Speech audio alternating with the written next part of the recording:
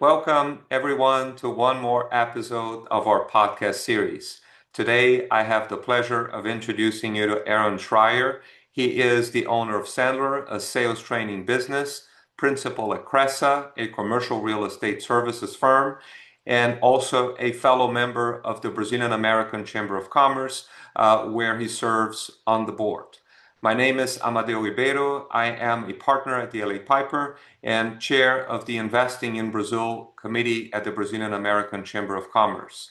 The topic today is very important, and it gives me great pleasure to introduce Aron because he spends a lot of time assisting Brazilian companies selling in the US, in particular in New York. So we have a lot to cover. Welcome, Aron. Let's get started. Amadeo, thank you so much for having me today. It's great to have you. So, before we get to the substance of our program today, tell us a little bit about yourself and how you think we should approach the subject. So, a bit of an introduction. Absolutely. So, Amadeo, I've been in New York City in the commercial real estate business and sales training for about 26 years now. A large portion of the work that I've done, both on the sales training and real estate side, are international in scope, many of which with some of the largest Brazilian corporations in the world. As we get into today's podcast, I just want to share a couple of quick thoughts. When we're addressing a lot of the issues today, it's not just related to those selling products. I want people to know that this is going to be equally beneficial to anyone who's in a services related industry.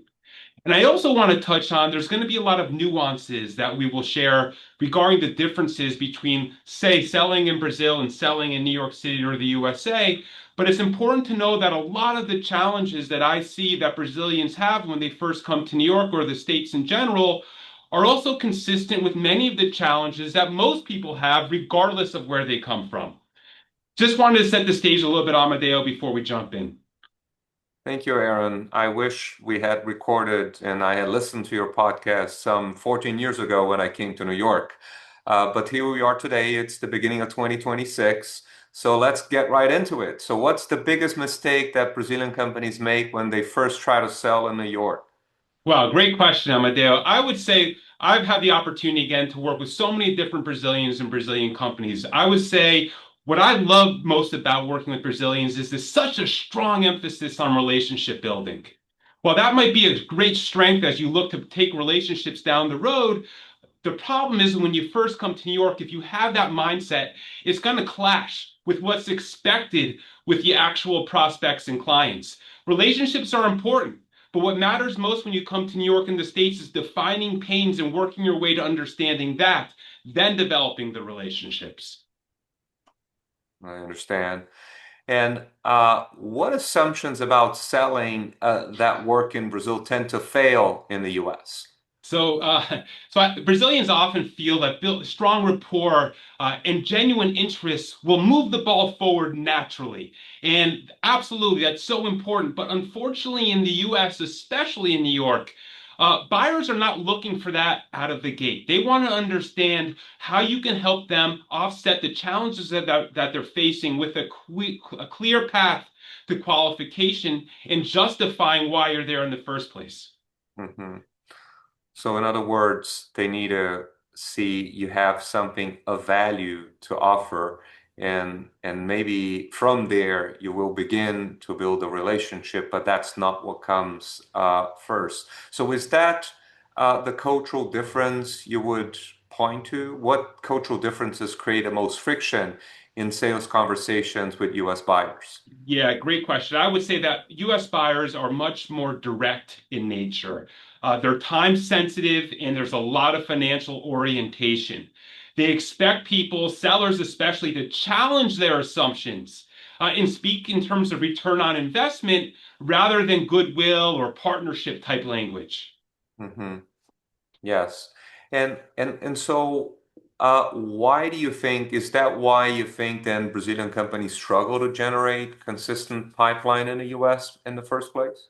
So I'm going to talk, Amadeo, about something that I'm very passionate about. What I see with a lot of not just Brazilian, but international companies, especially those that have a large standing in their home territory, they come to the States thinking that their brand alone is going to help them bring in opportunities. And while that might move the needle a little bit, What we don't see enough of is a disciplined approach around outbound prospecting. So from my perspective, too much reliance on brand versus creating a program and structure around outbound prospecting. Hmm. And so, what do you think Brazilian sellers tend to do too much of and not enough of in early stage prospecting? Absolutely. So, as part of this wonderful idea of rapport and relationship building, that sometimes can create challenges when friction needs to arrive. So, when you think about a qualification conversation, for instance, asking those harder questions where the prospect might start to push back can create a red flag internally for Brazilian sellers, for instance.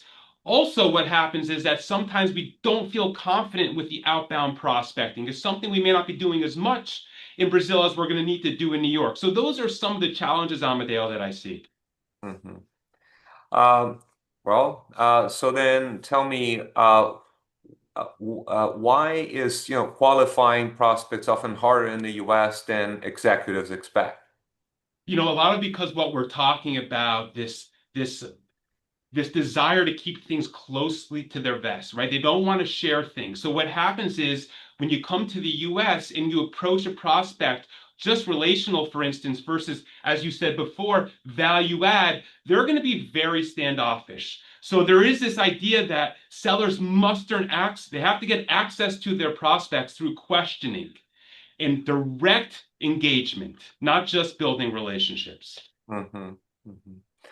So is that what you think Brazilian executives should do to and adapt their conversations when they are dealing with American buyers? Tell us more about that. Yeah, Amadeo, absolutely. And this is very much easier said than done. And I don't care where you're from in the world, but there needs to be a shift from the narrative to structured discovery, the qualification focused on what I said before, pain, impact, urgency, and decision process. Hmm. And it's often the case I see that Brazilians coming to the U.S. and New York in particular will sometimes not be as aggressive as they should. Do you have the same feeling? And if so, tell us more about it and define what being aggressive means. Absolutely. First, I want to say this, Amadeo. Aggressive does not mean you become standoffish. You do not say inappropriate things. You do not act inappropriately.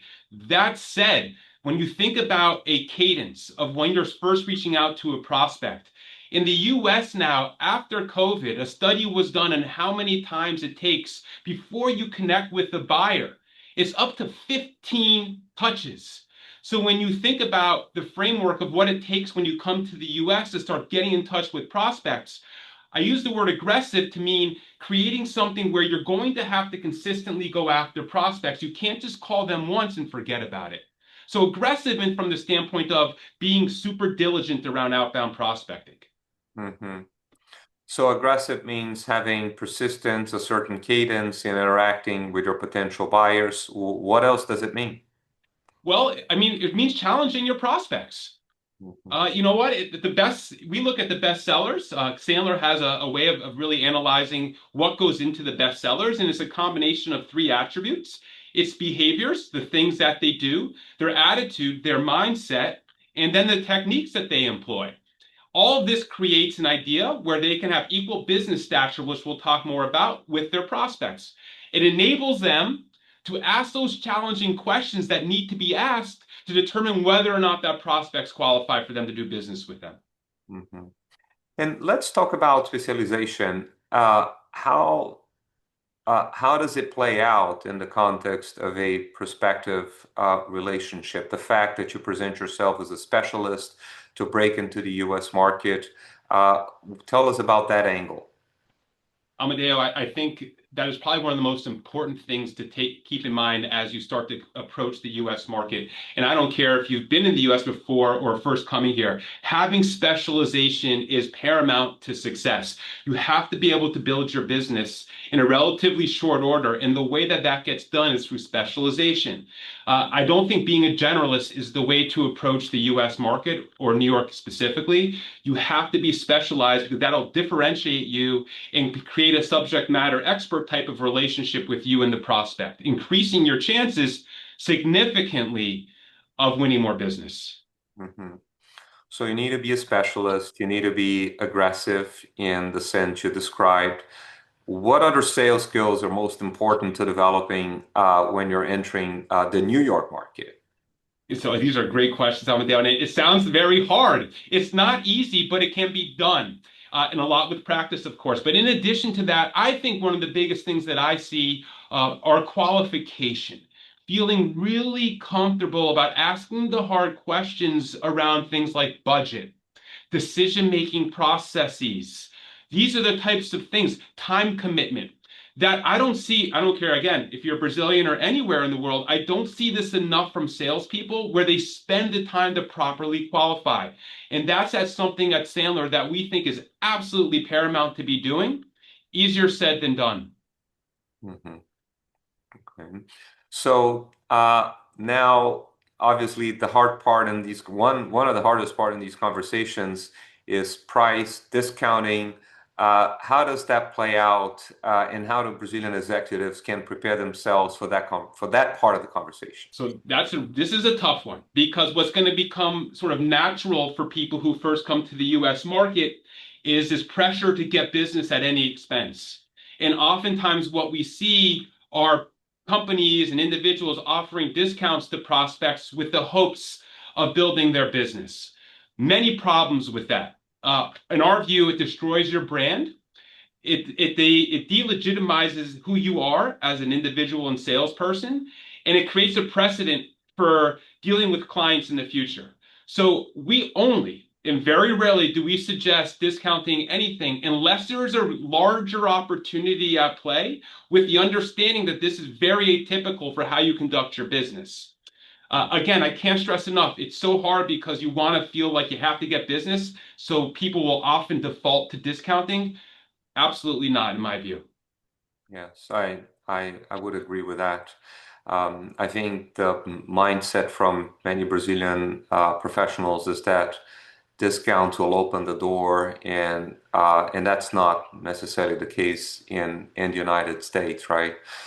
Now let's switch gears to hiring. Uh, Yes. what mistakes do Brazilians make when hiring their first U.S. salespeople? So at Sandler, we have an assessment that we give to incoming salespeople. So if we represent, let's say, a VP of sales and they want to hire some sales development representatives, we'll give them an assessment. And in those assessments will be 20 different sales attributes. Depending on the role, typically it's going to be very geared towards prospecting. We're going to want to see, for instance, that salesperson have very strong acumen around prospecting. We don't see very many people disciplined, Brazilian or not, around who they hire in the role of a salesperson.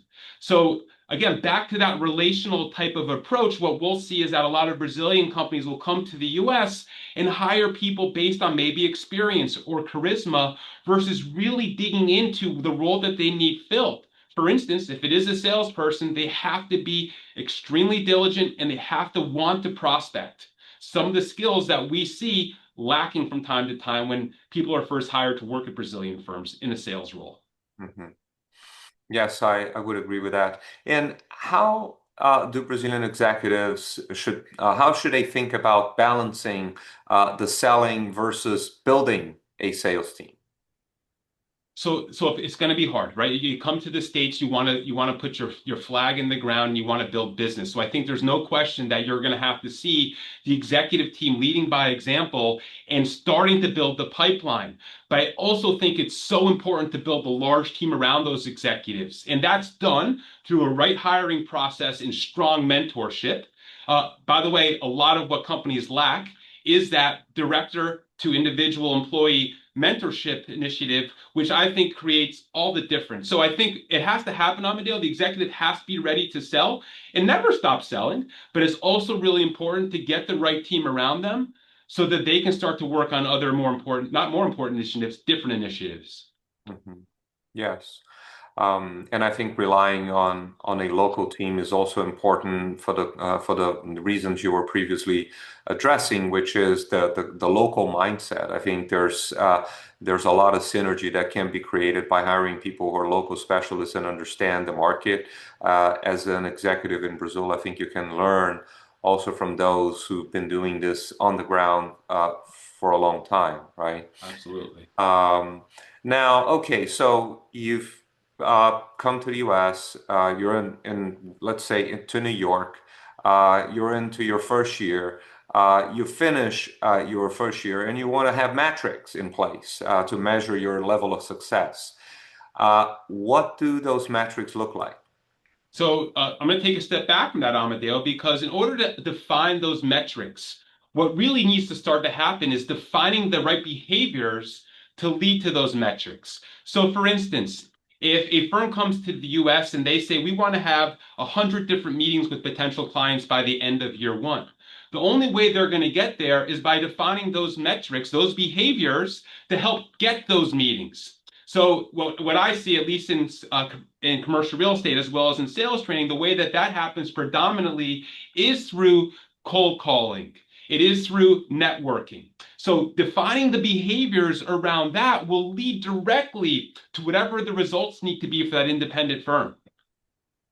Got it. Okay, so then tell us what a healthy first year pipeline looks like.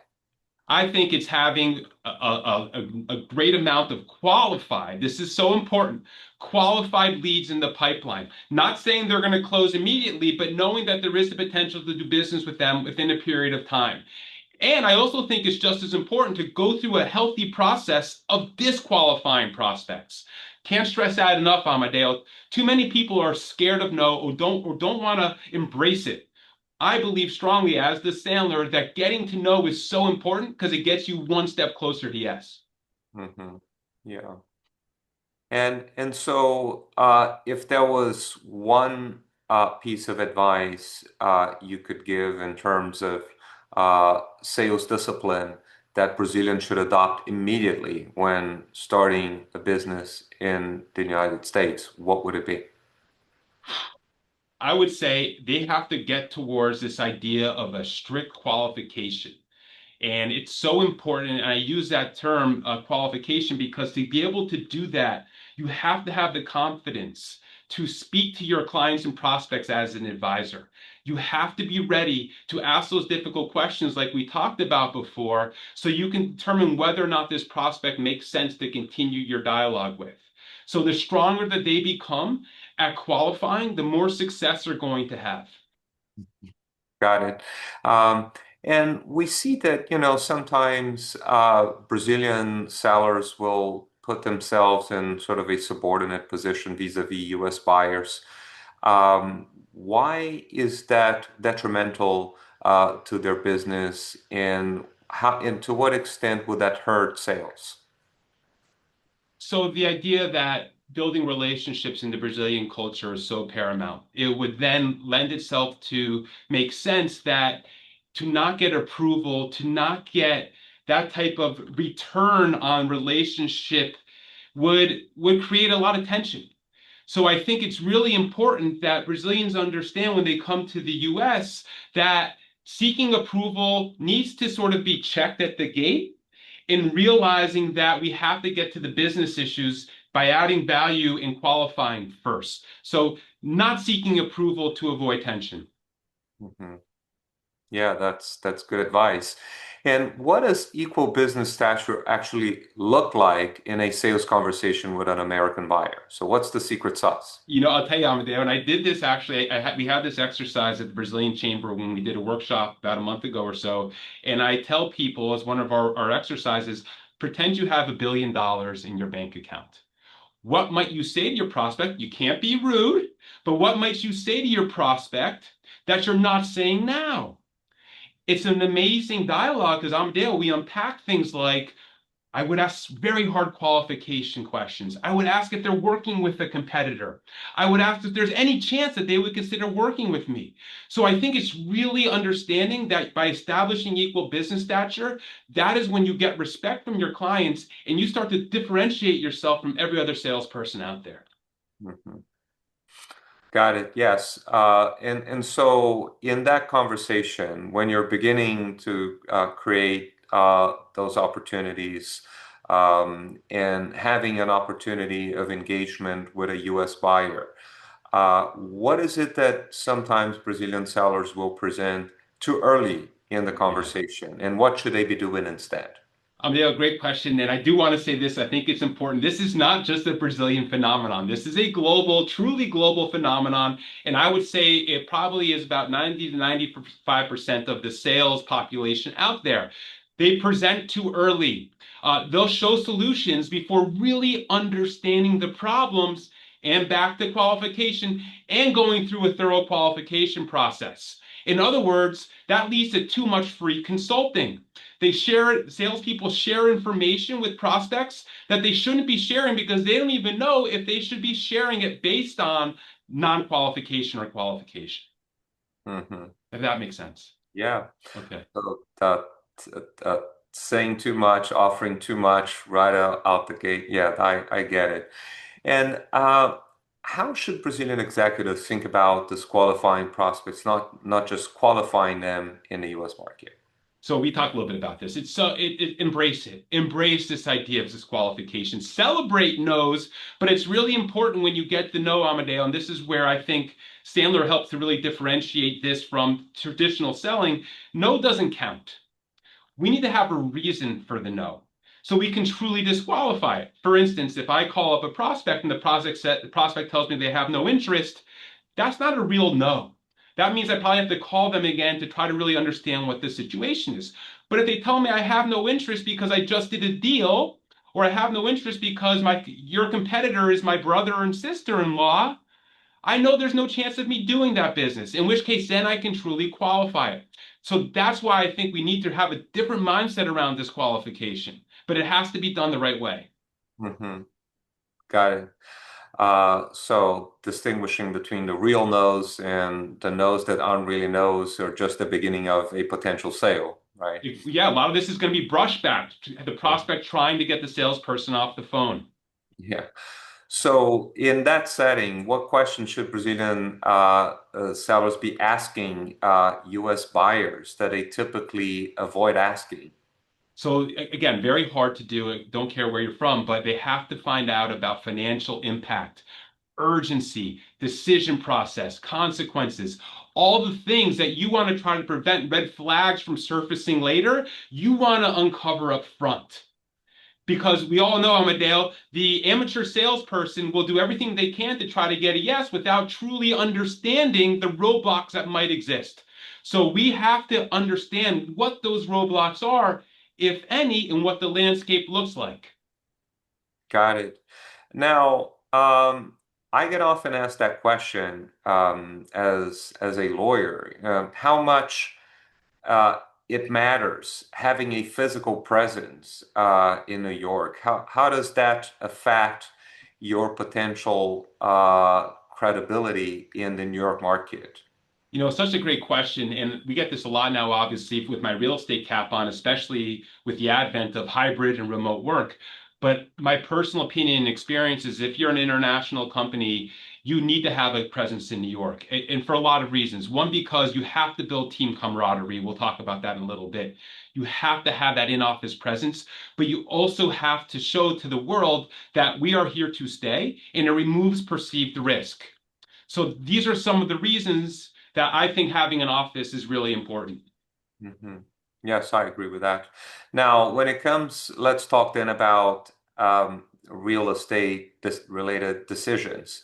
How do you decide on where to have your presence, and what real estate or office decisions could unintentionally make selling harder for international teams? It's really interesting. There's a lot to unpack there, Amadeo, but one of the phenomenons we're going through right now in New York City is this conversions from office buildings to residential is predominantly happening in Lower Manhattan, but it is happening all over New York.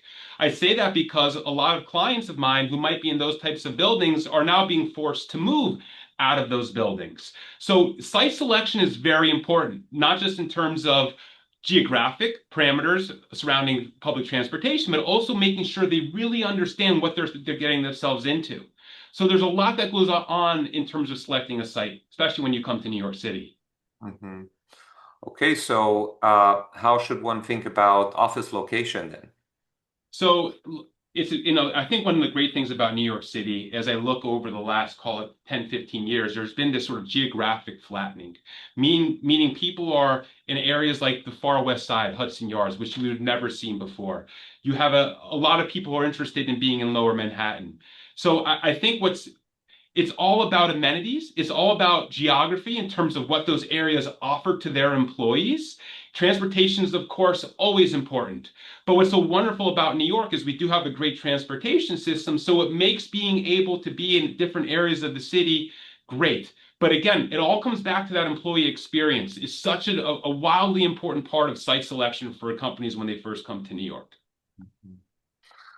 Now, let's say I decide to sell remotely as opposed to having an office. Uh, would that make sense in any scenario? I know you were saying you should have a presence, but other circumstances, situations where selling remotely might make sense? Look, I think it depends also a little bit, Amadeo, right, on what you're selling. So, for instance, if you're a very heavy technology type of firm and you don't have to visit uh, people in the office or you don't have to have people come visit you, then maybe it makes sense to do that. In which case, maybe you don't need to have an office. However, if you do get to a point if you come to New York with the strategy of being remote, then potentially getting an office, you do get to the point where you think you can afford that office. Strong recommendation is that you start to gravitate towards that, even if it's small at first, because of the reasons we talked about that before. And one of the things we talked about was building a team. When you're thinking about your office space, what kind of workspace design should one create to incentivize sales performance and the building of a team that's effective? So wonderful, Amadeo. And it was so great about this, at least for me, is this is where my sales training uh, totally merges with this idea of real estate because the two do go hand in hand together. It's very hard to have an active and successful sales team with a weak office environment. So you need to have an environment that reflects energy, collaboration, privacy at moments.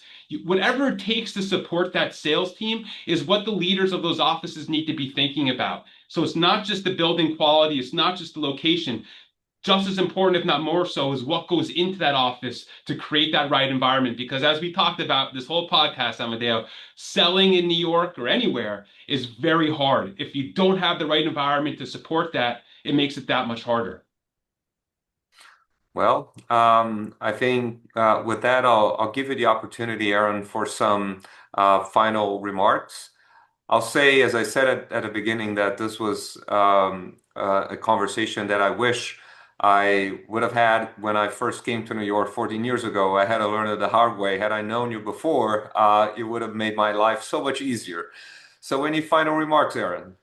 Just thank you so much, Amadeo. And I just want to say, don't be discouraged. It's very, very difficult to sell in New York City. I don't care if you're Brazilian or Australian or whatever. And I don't care if you've been doing it for one day or 30 years. It's always going to be challenging, but you have to remember, we have to be establishing equal business stature with our clients and prospects. And we do that by building our behaviors, our attitudes, and techniques. Otherwise, it just becomes very challenging, and we're just like every other salesperson. That's great. So today we had a conversation on how to sell in the United States and New York. That's primarily focused on those who are entering the market. Perhaps we should then sometime soon schedule another conversation that's going to cover, what happens 1 year in, 2 years in, 3 years in, and see how that goes. I'd be curious to hear that. I would love to do that anytime. Yeah. Great having you, Aaron. Thank you so much. Thank you, Amadeo. Have a great day. You too.